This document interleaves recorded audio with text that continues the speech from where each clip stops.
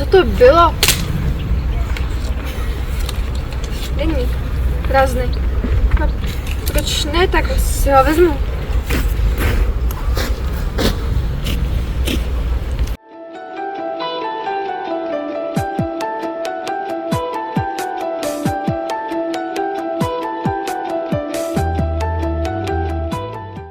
Ahoj, jak jsi se směl, užili kina?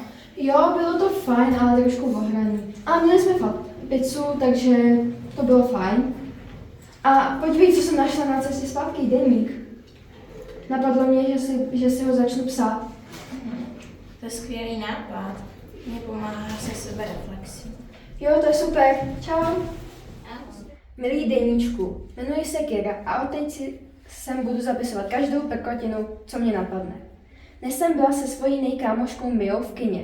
Sice to nebylo nic závratného, ale dali jsme si pizzu a byli jsme nakupovat. No a to je pro dnešek vše. Měj se.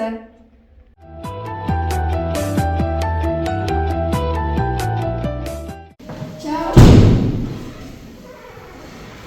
Co se děje? Ty to nevíš? To jsme jsme byli spolu včera někde. S Mijou? Jo, byli jsme v kině. Včera jsem viděla jsem mrtvou. Cože to není možný, ty jela se mnou zpátky vlakem. Všechno to počítat.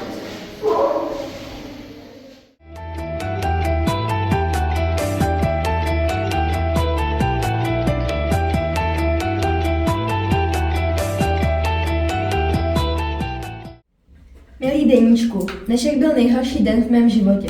Mia včera zemřela. Jen tak, z ničeho nic. Ani nevíš, jak jsem ráda, že jsem si včerejšek zapsala. Budu na ní mít aspoň památku.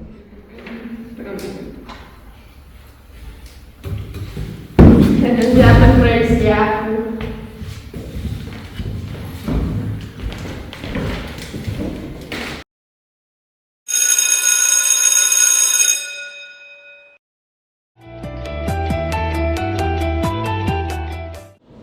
Hádejte, kdo má vždycky na Oppenheimera. Henry, jsi blbej? No jo, sorry. Ne, to je v pohodě. Ale už blbý.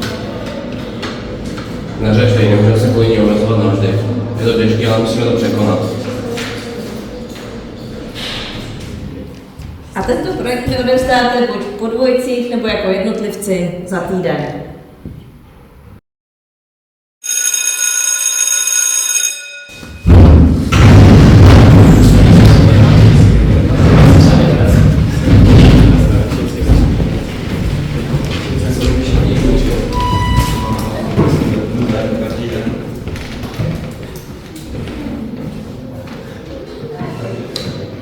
Hele, uděláme to spolu. Mám zítra vašku mrazení, já si to asi udělám sama, sorry.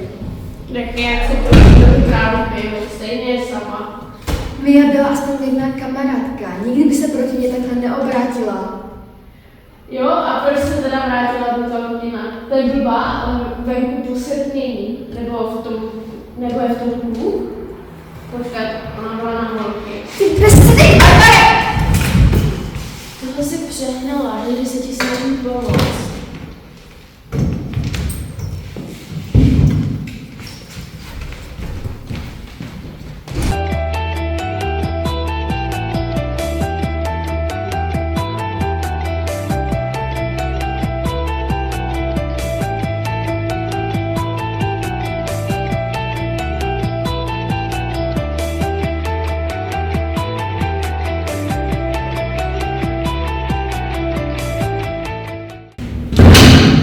Kiro, chtěl jsem se tě zeptat, jestli jdeš táhli na pohřeb, ty ty rodiče. Jsi idiot? Co pak bych mohla jít na pohřeb někoho, kdo byl zabit mojí sestrou? Kira, před chvilkou jsem se povídal s psycholožkou a chci se toho ještě povídat. No, díky. Počkej, co to tady má? Vypadá zajímavé. Deník nějaký. Je náš teď. Pozor.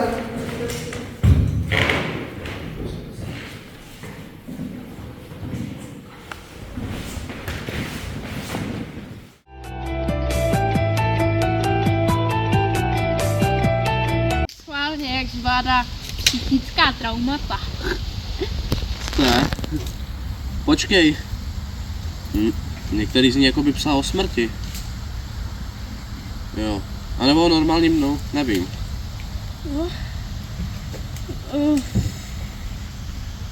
No, den před tou nehodou. Jo, tady. No, z to by jako by psala, co se stane. Ještě než se dostalo doopravdy. Je divný. Vždyť se nikde nezmiňuje o tom, že by někdo zemře. Jenom co se stalo.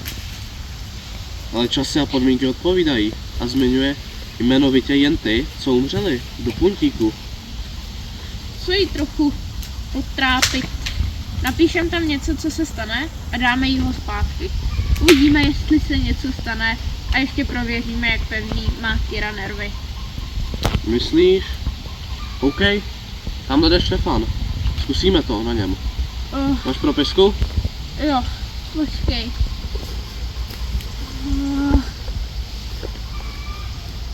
Nazdar deníku. Minuta potom, co zaklapnul tyhle desky, se Stefanovi, jak jde tamhle okolo, udělá strašně špatně. Tak, ukaž se šípku.